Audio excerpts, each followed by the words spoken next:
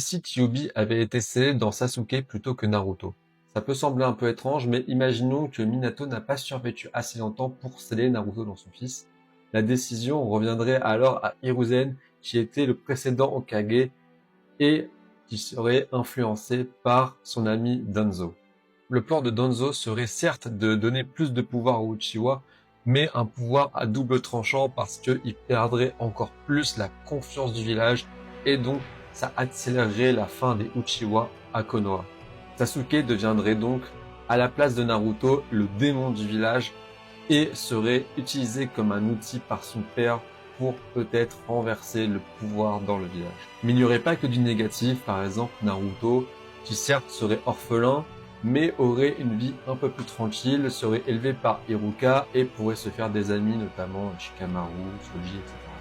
Mais à un moment de l'histoire, Sasuke, avec tout ce stress, commencerait à perdre le contrôle. Danzo pourrait en profiter donc pour lancer l'opération et massacrer le clan. Comme dans l'histoire originelle, Itachi épargnerait son frère et le laisserait en tant qu'orphelin dans le village. Sauf que cette fois, il aurait encore plus de haine qu'auparavant et serait à la merci du démon qui est scellé en lui. Des années plus tard, le pouvoir de Kyuubi se renforce et Sasuke va complètement craquer. Le village va donc être attaqué par le démon et des actions devront être prises.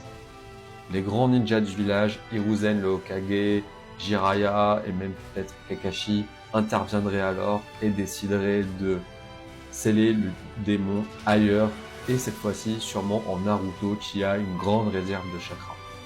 L'histoire reprendrait donc son cours tel qu'on la connaît, sauf que cette fois-ci, Sasuke ne sera pas présent car après le scellement dans Naruto, Sasuke a donc rendu la vie.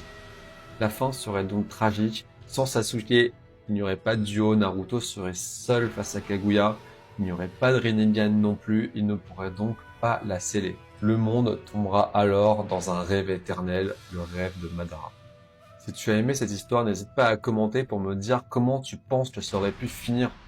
Est-ce qu'il y avait une bonne solution? Est-ce qu'il y avait une bonne fin? Dis-moi tout. Et abonne-toi si tu veux voir d'autres contenus du genre.